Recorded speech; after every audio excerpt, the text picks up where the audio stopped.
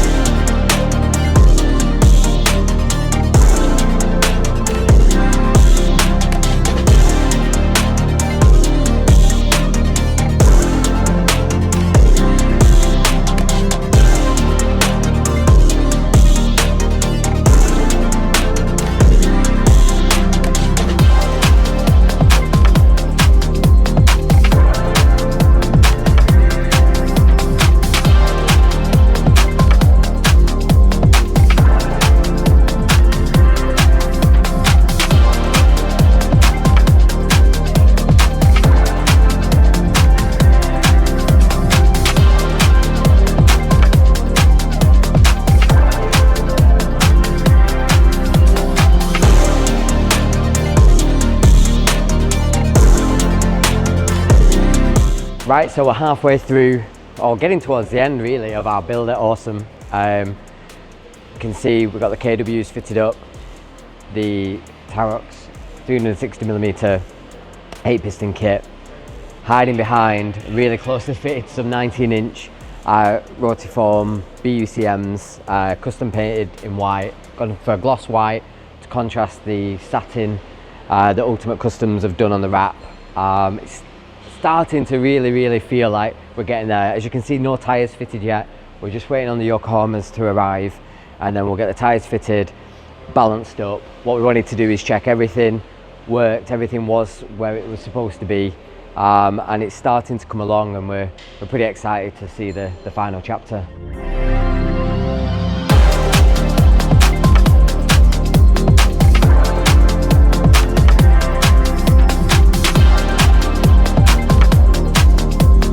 So we're back at Awesome for the final fit of our CUPRA Born.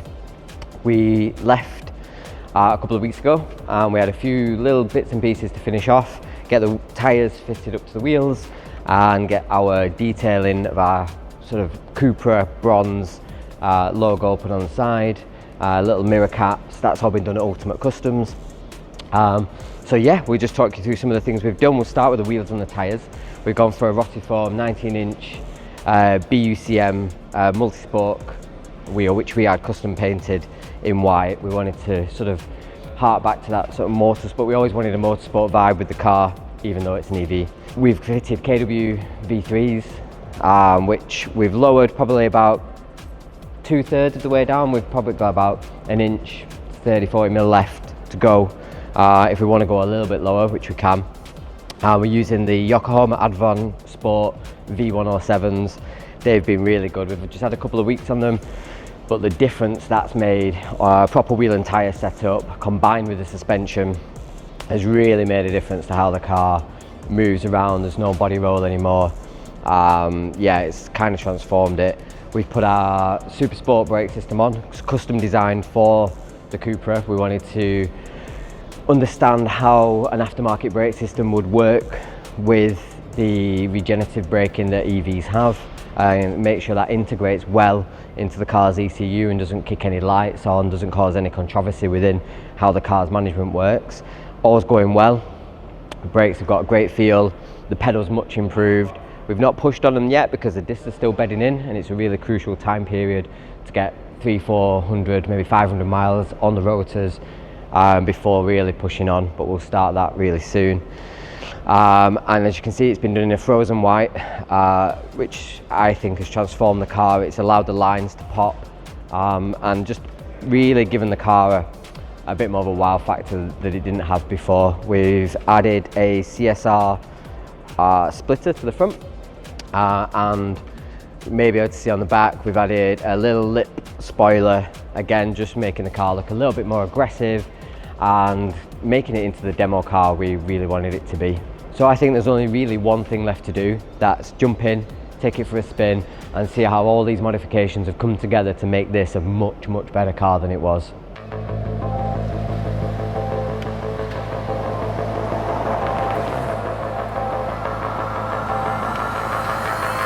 Okay, let's leave Awesome's compound and run through some of the wonderful modifications that we've done to the CUPRA Born. So this bit of the industrial estate is quite beaten up. It sees a lot of wagons, so the road isn't in great condition, and to say that we've got the KW V3s on, the ride has not really been compromised at all. The bump, how it deals with these terrible roads, it's not crashy, it's not bangy, it's firm, but really, you know, compared to coilover kits we've used in the past, where the sort of, to get the drivability you want, you lose the comfort, which is, you know, part of modifying. I'm not saying it's always a bad thing, but these V3s have really been very low on compromises we've had to make. And the first thing I noticed was the turning. Just the nose was much happier to go where you wanted it to go. You were able to put the car in the direction that you wanted it to go and really just push its limits, whereas in its standard form it's a heavy EV. Obviously now EVs, they say that they're not supposed to be, you know, they're just a commuter car. It is what, you know, it's a means to an end, unlike combustion. But CUPRA aren't selling the Born like that. You know, it's got a flat bottom steering wheel, leather, something that you would see in the Golf R. The seats, again, something you would expect to see in an R or a GTI. CUPRA are marketing this car for a different type of driver than the ID3 or the Buzz or anything else in that range, the VAG range. The CUPRA stands out, and that's what immediately sort of took our fancy with choosing this car, is that it felt more like a performance model out of the Volkswagen Audi Group range, but it was still lacking. It was riding high, and we've lowered it by about 70 to 80 millimetre all around, and it looks a lot better for it. To complement the suspension, we've also upgraded the wheels. Now we've stayed with a 19-inch wheel, but we've increased the width from 7 to 8, and we've paired that with a Yokohama Advan V107 tyre, and that has also made a huge difference. And yeah, it's had a little impact on the range because they are grippier, but understeer has been vastly reduced. Obviously these cars weigh quite a lot. I think the CUPRA Born weighs around 400-500 kilos more than its equivalent CUPRA, so like say the Leon, or even I think even weighs a lot more than the Formentor. So understeer will always be an issue, but with the larger Rotiform wheels, the Yokohama tyres and the KW suspension, that as a handling package has brought the car lower. It's got a much better centre of gravity, and it also means that we can just turn in a lot better. It's had the Geo setup at Awesome on their sort of state-of-the-art rig that they have there, so when we did lower it that much, obviously everything needed to be changed as well. So I think we've made some real good inroads into improving how this car drives. And yeah, it is an EV, but you can still push on with it. You can still drive it, have fun, country roads, like, you know, obviously the EVs have the power, the acceleration is there, but it was the rest of the package that was struggling, and one of the biggest pitfalls was the brakes, because so many of these cars are driven just as commuters. They just don't need huge brake systems, and we get that, that's fine, but if you did want to push on, like, they immediately lost the power. They just faded out.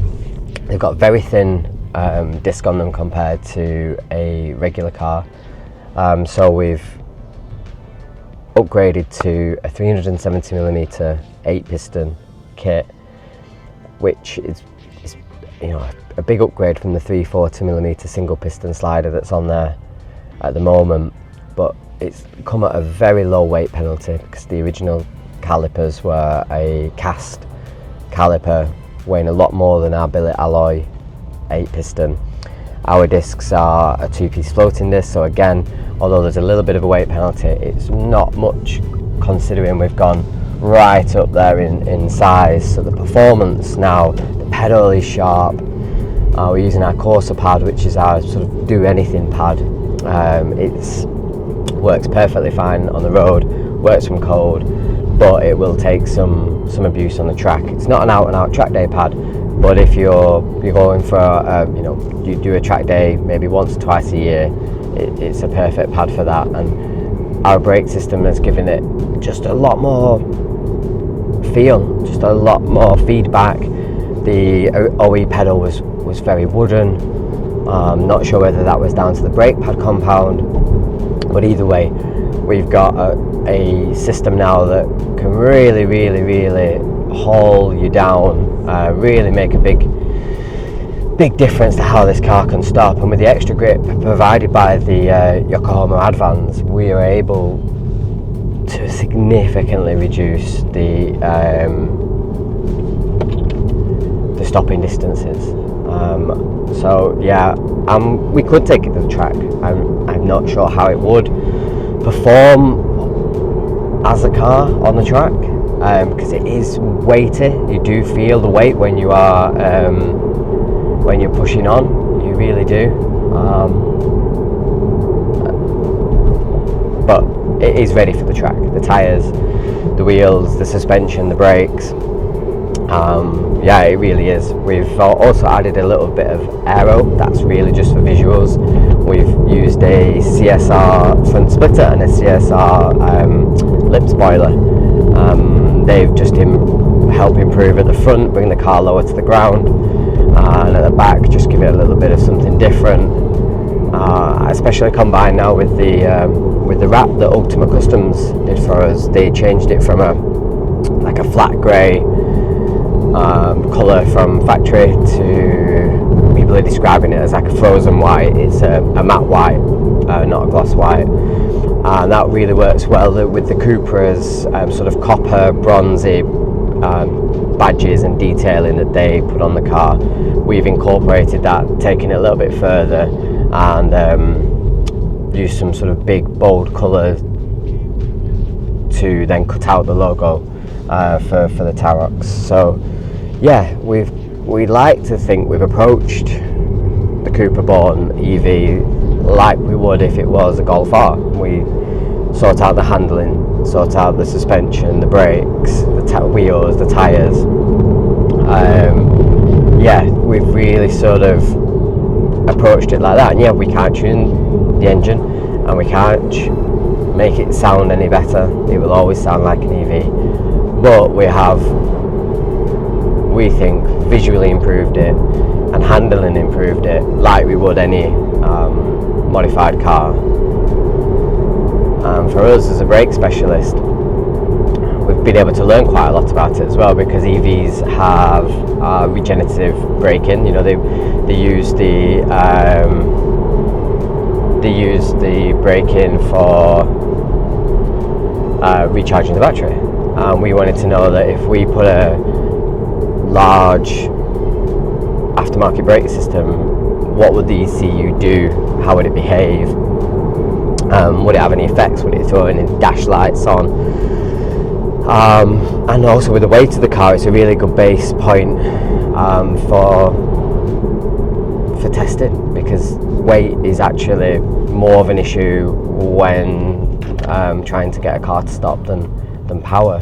Momentum, forward momentum, inertia is what we're always combating. So, you know, it did tick a lot. We're not an engine tuning company, so it did tick a lot of boxes. Deciding to go for an EV. We've got plenty of other demo cars that aren't EVs. So that's, you know, it's not changing what we're doing. We still love the combustion engine, and we've, you know, constantly working and developing on brand new cars, classic cars, race cars, but it's just, you know, opening our mind to what braking systems are like on EV cars, and is there room for improvement, and does anybody care if we, you know, about the improvements? Is it even kind of necessary to make those improvements to the most people? But if all we get from it is understanding how EVs, ECUs and all the control modules and everything else that works now as an integral part of a car's computer, can we change the brakes, and does it have any effect on them?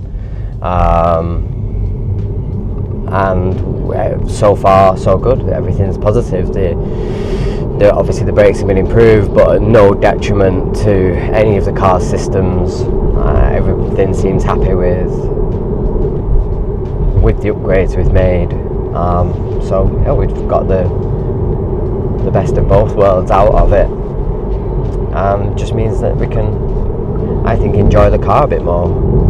We, at our UK office, at Tarox UK office, we've got solar panels on our roofs, so this car is used for commuting. You know, we are conscious about our impact as a company on the world. So yeah, it is kind of, if we can do a little bit to offset ourselves and learn something and improve our product, it seems like a win-win.